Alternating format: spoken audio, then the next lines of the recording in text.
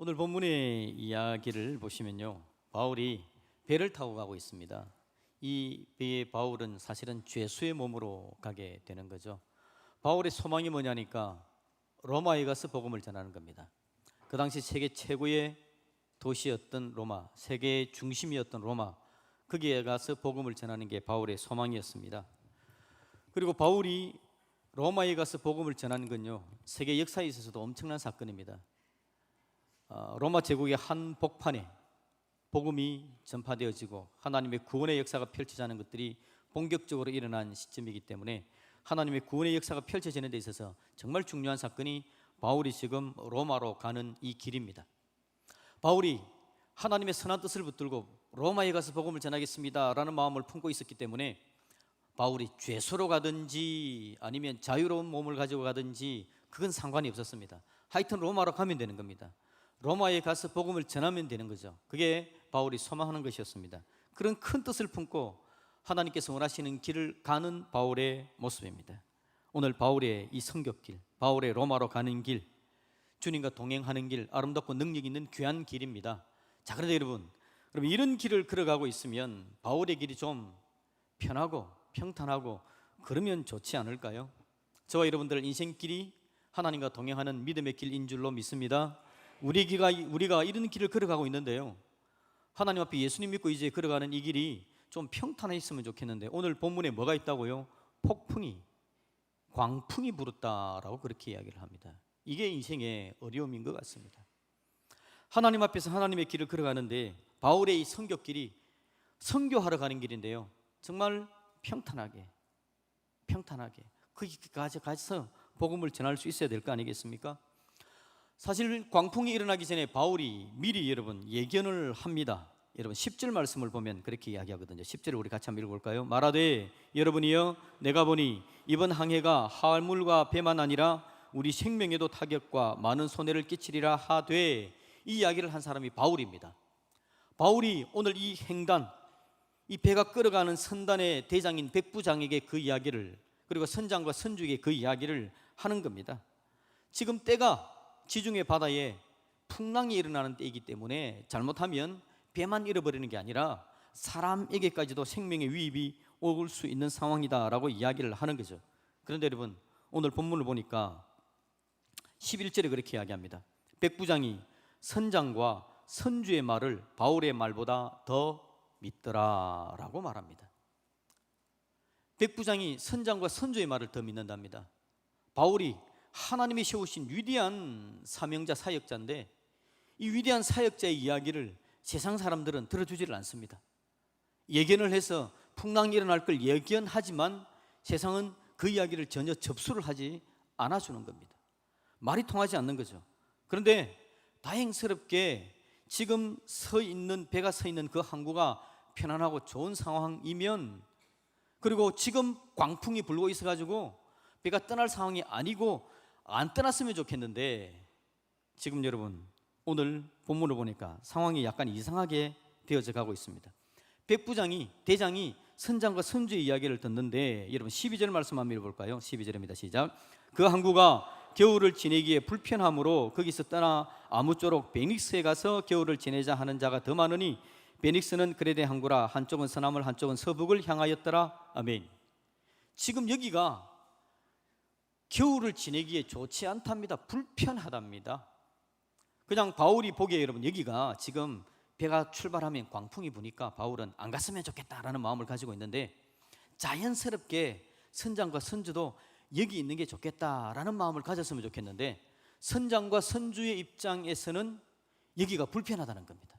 이게 무슨 의미인지 정확하게 우리는 알 수 없지만 이 항구가 좀 작은 항구라든지 아니면 겨울을 과동하려고 그러면 뭔가 좀 많은 것들을 써야 되는데 물가가 비싸다든지 자기들의 어떤 논리에 있어서 이게 문제가 생기는 곳이다라는 거죠. 불편하다라는 겁니다.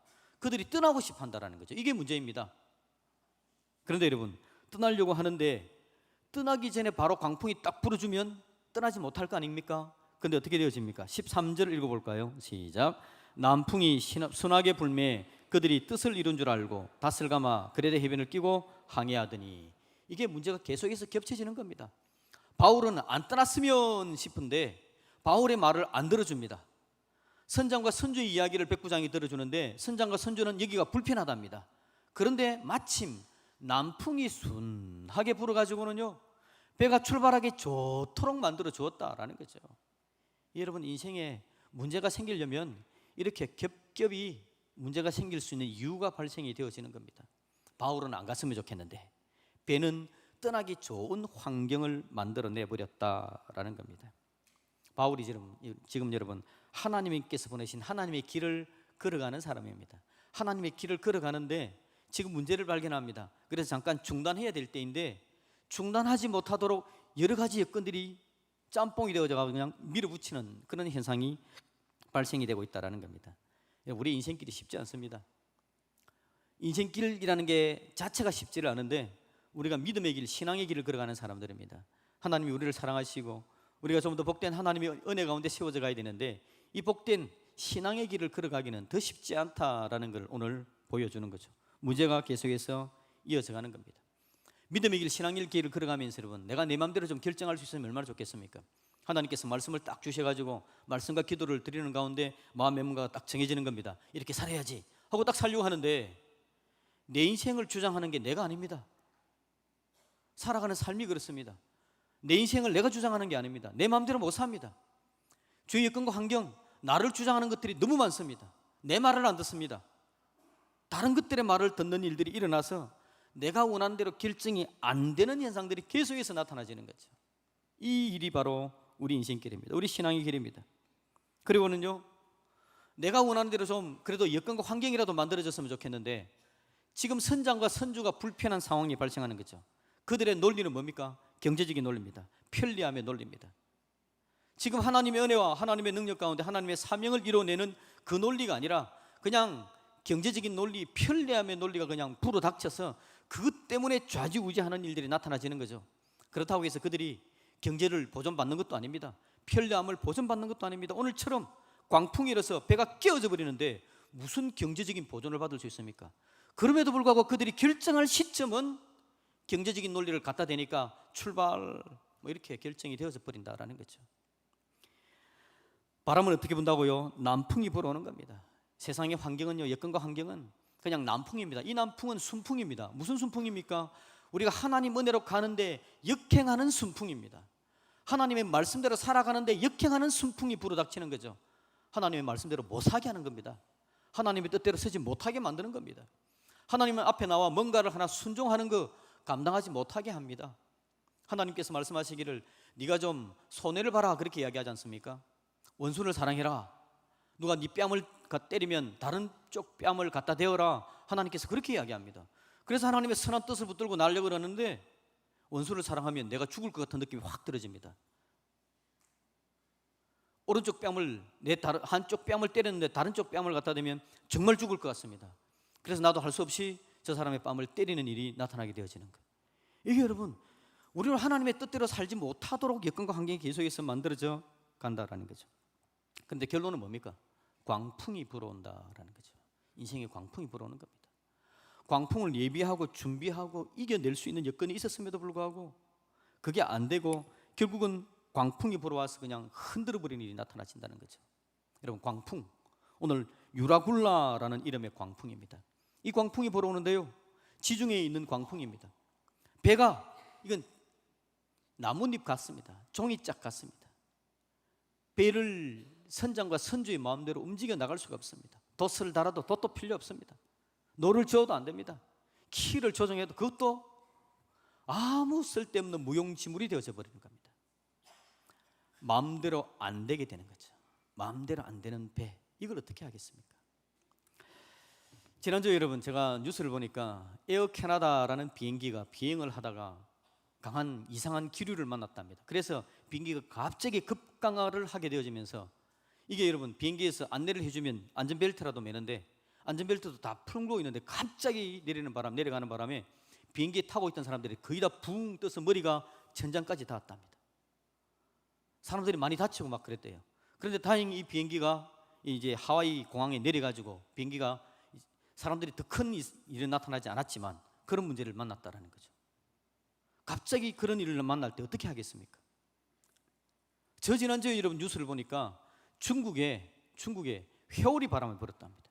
회오리 바람은 적도 부근에서 부는데요, 지구 온난화 때문에 이게 더 북상을 하게 되어진 겁니다. 그래서 중국에서 회오리 바람이 부는데 이걸 미국에서는 토네이도 그렇게 이야기하죠. 토네이도 바람이 분 겁니다.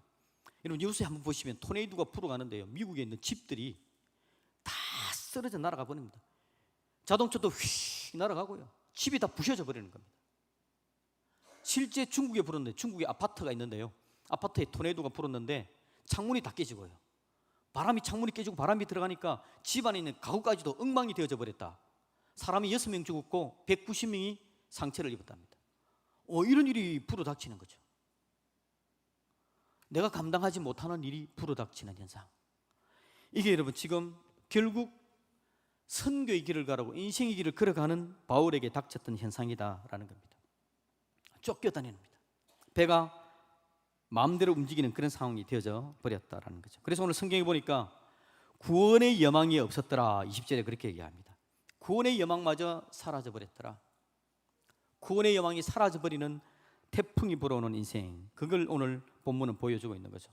여러분 바울의 입장에서 볼 때 이게 멘붕이 오지 않겠습니까? 여러분 지금 하나님께서 보내시는 선교의 길을 걸어가는 겁니다. 하나님께서 평탄하게 좀 보냈으면 좋겠는데 자기 말도 안 통하지요. 바람이 불어가지고 지금 다 죽을 위협에 지금 봉착한 겁니다. 이런 위협에 봉착한 바울, 이거 정말 아무것도 안 도와주는 겁니다. 내가 말하는 걸 저 사람들이 좀 들었더라면, 선장과 선주가 거기서 편안함을 누리고 출발하지 말자 그랬더라면, 순풍이라도 불지 말았더라면, 여러 가지 여건과 환경이 있었는데 그것들이 다 합쳐져서 문제를 만들어 놓은 겁니다. 아무것도 서로 책임질 수 없고 모두가 죽게 된 절망적인 상황이 지금 만들어져 있는 거죠. 결론적으로 여러분 이런 일이 닥쳐지면 인생 가운데 우리는 우리의 연약함을 보게 되는 겁니다. 이런 일을 탁 만나면 내가 부족한 건가? 내가 잘못한 건가? 내 안에서 막 잘못한 것을 찾아서 내 안에 막 힘들고 어려운 일이 나타나게 되어지는 겁니다. 나는 그래서 안 되는 건가? 막 이런 생각이 드는 거죠. 내가 하려고 하면 왜 이렇게 되는 거지? 라는 생각이 드는 거죠. 또 다른 판은 어떻게 되어지는 겁니까? 남 탓만 하는 겁니다. 그때 백부장이 내 이야기만 들었더라면, 선장과 선조가 좀 잘 결정했더라면, 하나님이 순풍만 좀 안 보냈더라면, 막 이런 생각이 드는 거죠. 남 탓만 하게 되어지는 겁니다. 그러면 답이 안 생긴 겁니다. 남 탓만 한다든지 아니면 내 안에서 내가 잘못했다고 막 생각하게 한다든지, 사탄은 주로 그런 일들을, 그런 방법들을 쓰는 거죠. 그래서 우리로 하여금 회복되지 못하게 만들어가는 겁니다. 여러분 인생길에서 하나님의 인도하심을 누릴 수 있기를 주님의 이름으로 축복드립니다. 우리 인생길에서 하나님의 인도하심을 누리지 못하면요, 늘 광풍에 쫓겨다니는 인생이 될 수밖에 없습니다. 광풍은 불어옵니다. 여러분 광풍이 불지 않는 인생은 없습니다. 엄청난 광풍들이 불어와서 문제를 만들어내는 겁니다. 이 문제가 발생되어지면 그 누구도 꼼짝하지 못하는 상황이 발생이 되어진다라는 거죠. 우리 교단의 목사님이요, 제가 지난번에 잠깐 이야기 들은 적이 있는데 총회장을 지난 목사님입니다. 부산에서 우리 교단에서는 제일 큰 교회를 담임하는 목사님이고요, 정말 똑똑하고 설교 잘하시고 사리분별이 밝으시고 모든 능력이 뛰어난 분입니다. 이분이 60대 초반에 사모님이 돌아가시는데요, 사모님 한 100일 정도 큰 병을 앓게 되었습니다. 옆에서 지극정성으로 간호를 했는데 100일쯤 되었을 때 이제는 사모님이 세상을 떠난 겁니다. 그때 그 허망함, 자기 마음에 허망함이 오는 겁니다. 사모님에 대한 미안함, 이 감정이입이 되어져서 그 상황에서 벗어나지를 못하는 거죠. 그래서 여러분 그 설교를 잘하는 목사님이 설교를 할 수가 없습니다. 설교 원고를 적을 수도 없고요.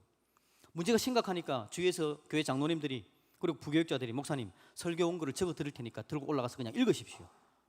설교 원고를 들고 가서 읽는 것도 안 되는 상황이 발생이 되어지는 겁니다. 이게 여러분, 그래서 그분이 이야기하기를 우울증에 빠졌답니다. 우울증, 공황장애, 공포증, 이게 함께 오는데 감당이 안 되더라는 거죠. 그래가지고 결국 그분이 여러분 목회를 잠깐 쉬게 되어지는 일이 발생합니다. 주위에서 사람들이 도와줘가지고 결국 회복되어져서 돌아왔는데요, 이런 일들이 발생하는 걸 보니까 주변에서 일어나는 우울증, 공황장애 이런 이야기가 그냥 듣고만 있다가 그분이 그랬다는 이야기 들으니까 와, 이건 누가 이걸 피해갈 수 있나라는 생각이 들어지는 거죠.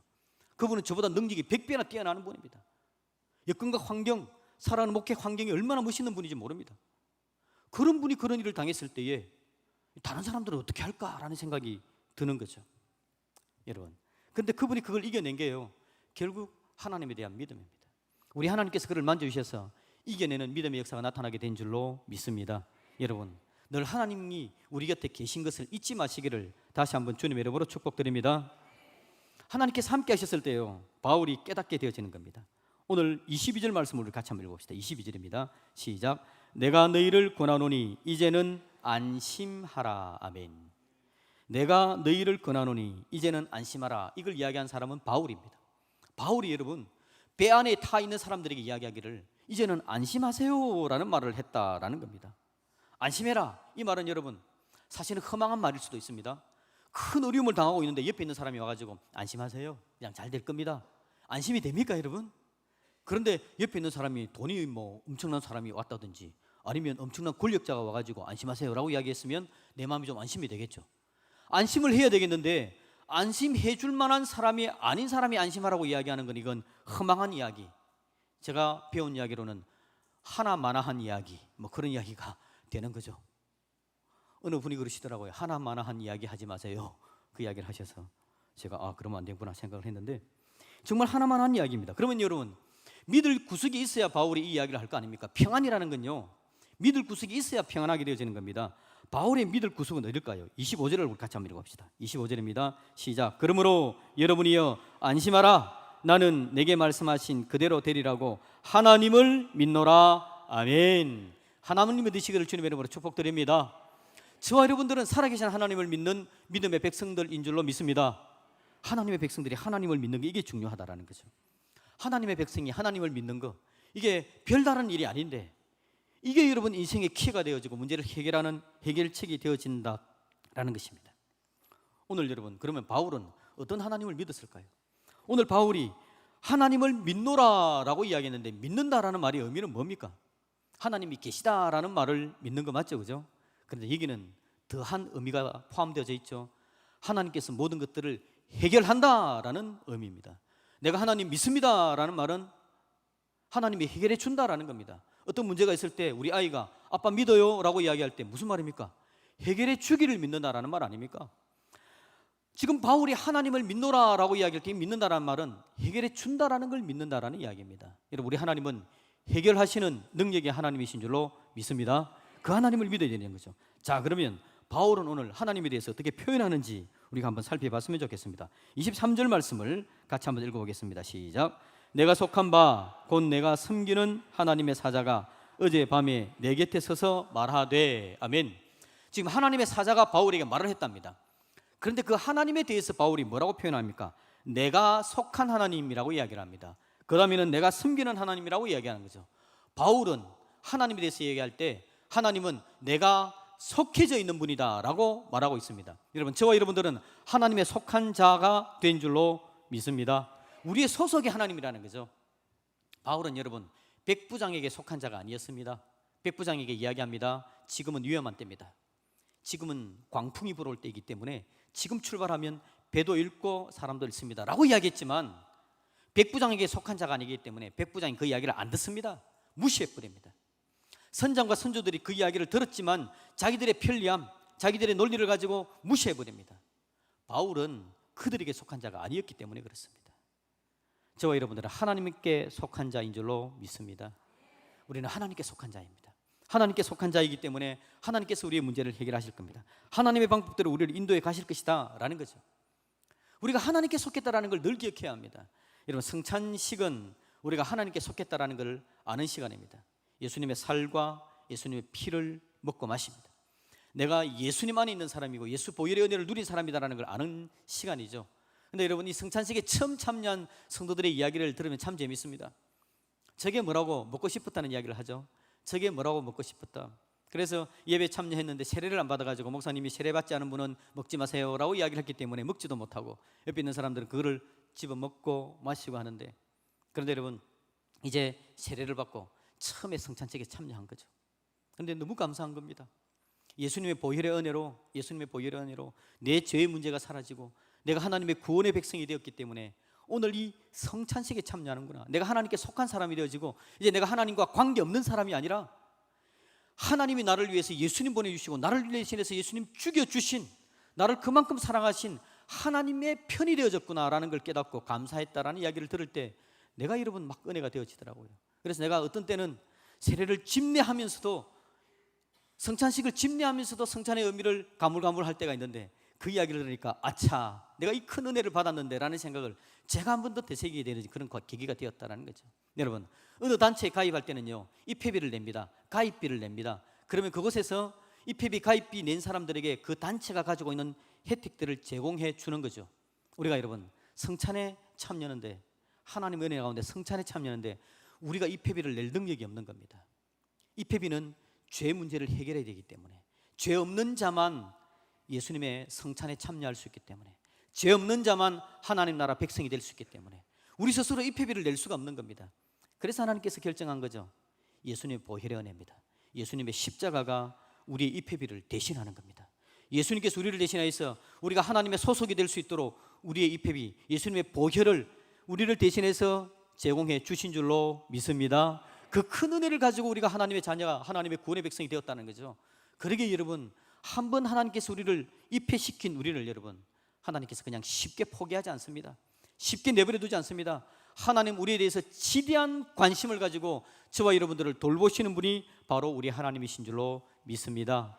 얼마 전 설교드렸죠. 독수리 날개로 업어가시는 하나님, 우리를 독수리 날개로 업어서 안전한 곳으로 데려가시는 하나님, 지금도 우리는 독수리 날개에 엎혀져 있는 하나님 앞에 소속된 믿음의 백성들인 줄로 믿습니다. 아무리 큰 광풍이 불어닥칠지라도 나는 하나님께 속한 사람이다 기억할 수 있기를 다시 한번 믿음으로 주님의 이름으로 축복드립니다. 두 번째, 여러분, 바울이 뭐라고 이야기합니까? 내가 섬기는 하나님이라고 표현합니다. 내가 섬기는 하나님, 바울이 이야기하죠. 내가 섬기는 하나님, 그분을 내가 믿는다라고 그렇게 이야기를 하는 겁니다. 바울이 하나님을 섬기는 겁니다. 하나님을 섬김. 이 하나님을 섬기는데, 섬기는 하나님이 바울에게 이야기하기를 두려워하지 말아라, 그렇게 이야기하는 건지. 이 섬기는 하나님께서 바울에게 두려워하지 마라 그러면서 바울에 대한 계획을 이야기합니다. 여러분 24절 말씀을 같이 한번 읽어봅시다. 24절 말씀입니다. 시작. 바울아, 두려워하지 말아라. 네가 가이사 앞에 서야 하겠고. 아멘. 네가 어디에 가야 된다고요? 가이사 앞에 서야 된답니다. 가이사는 로마 황제를 이야기합니다. 로마 황제 앞에 네가 나가야 된다라는 거죠. 하나님께서 바울에 대한 계획을 가지고 있습니다. 하나님은 바울을 가이사 앞으로 보내는 겁니다. 하나님이 계획을 가지고 있는 겁니다. 계획을 가지고 하나님께서 바울을 인도하고 있다는 거죠. 바울은 그냥 하나님이요, 바울을 툭 던져놓고 아무 배에나 던지면서 그냥 아무 배나 맞는 배 타고 가라, 그렇게 이야기한 게 아니다라는 겁니다. 하나님은 처음부터 바울에 대해서 가이사 앞에 세울 하나님의 계획을 가지고 있는 줄로 믿습니다. 우리 하나님께서는요, 저와 여러분들에 대해서도 계획을 가지고 이 땅에서 살게 하시는 분이 바로 우리 하나님이신 줄로 믿습니다. 옆에 분에게 한번 인사해 줍시다. 하나님은 당신에 대해서 계획을 가지고 있습니다.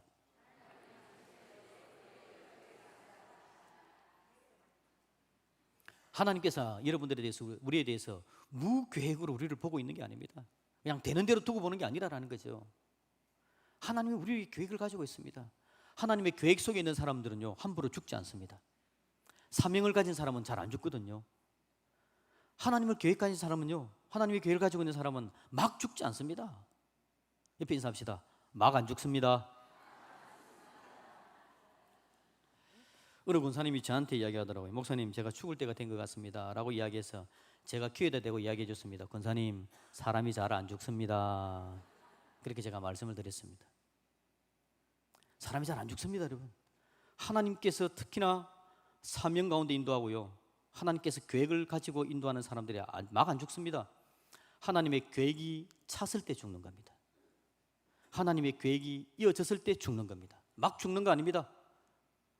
죽어야 될 때를 하나님께서 정해놓고 죽게 하십니다. 오늘 하나님께서요, 바울이 섬기는 하나님, 바울에게 계획을 가지고 인도하는 하나님이 바로 우리 하나님이시더라라는 거죠. 우리 하나님은 우리를 구원의 백성으로 인도하셨는데요, 구원의 백성이 되게 하시면서 하나님의 계획은 구원만 시키는 거 아닙니다. 바울에게 하나님께서 가이사에게 가야 될 하나님의 계획이 있는 것처럼 우리를 통해서도 하나님께서는 뭔가를 쓰실 계획이 있는 줄로 믿습니다. 이번 주간에 우리 교회 여러분, 전도자 할머니께서 100세가 되신답니다. 와, 우리 교회도 100세가 되신 분이 여러분, 이제 보통 어른들이 생각하기에 이제 내가 90 넘고 100세가 되었으니까 죽어야 되는데 라고 말씀을 종종 하시는데요, 하나님이 막 안 죽습니다. 여러분, 막 안 죽이십니다. 하나님께서 계획하시는 대로 이끌어 가시는 거죠. 우리 하나님께서 하나님의 계획대로 인도해 가는 겁니다. 여러분, 하나님께서 90이 넘어서 살아가게 하시면요, 죽어야 된다라는 생각 가지지 마시고 하나님의 계획을 자꾸 살피시고 그 계획이 풍성할 수 있도록 하나님 앞에 기도하며 나갈 수 있기를 주님의 이름으로 어르신들 축복드립니다. 막 죽지 마십시오. 큰일 납니다. 막 죽으면 안 됩니다. 그냥 하나님의 계획대로 가는 거죠. 우리 하나님께서 우리에게 뭔가를 시키실 일 다 있습니다. 모두에게 그렇습니다. 우리 모두에게 하나님께서 불러내신 구원의 백성들 단 한 사람도 빠짐없이 모두에 대해서 하나님께서 계획을 가지고 있는 겁니다. 그 계획대로 진행되고 있습니다.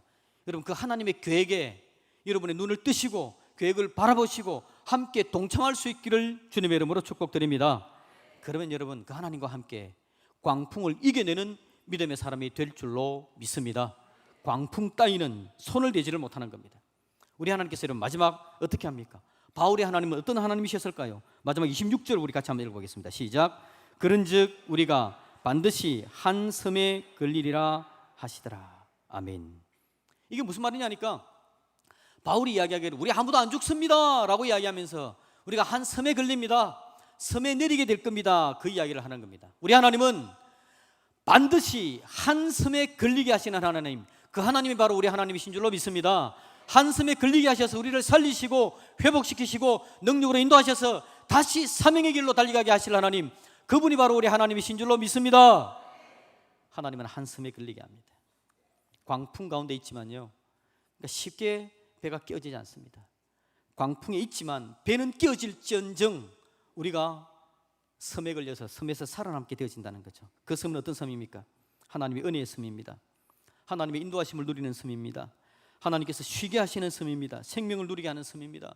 그 섬에서 사명을 다시 한번 더 깨닫게 되어졌고 하나님 인도하심을 누리고 방향을 제대로 잡고 달려가게 만드는 섬, 그 섬으로 인도하시는 하나님, 그분이 바로 저와 여러분들의 하나님이신 줄로 믿습니다. 그 하나님 인도하심을 누리면서 혹시라도 여러분의 살아가는 삶 가운데 지금 광풍을 만나고 있습니까?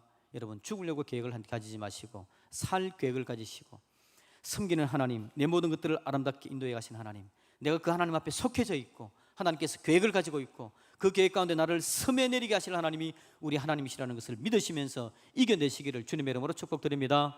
혹시라도 아직 광풍을 만나지 않았습니까? 하나님께 감사하십시오. 지금도 하나님의 선한 뜻 가운데 나아가시고 하나님의 계획과 동참하시기를 주님의 이름으로 축복드립니다. 그런데 여러분, 인생은 광풍이 올 수밖에 없습니다. 혹시라도 그 광풍이 올 때에 이 하나님, 바울이 이야기하기를 나는 이런 하나님을 믿습니다 라고 이야기했던 것처럼 그 하나님께서 해결해 주실 것을 믿으면서 이겨내는 저와 여러분들이 되어지기를 주님의 이름으로 축복드립니다. 아멘.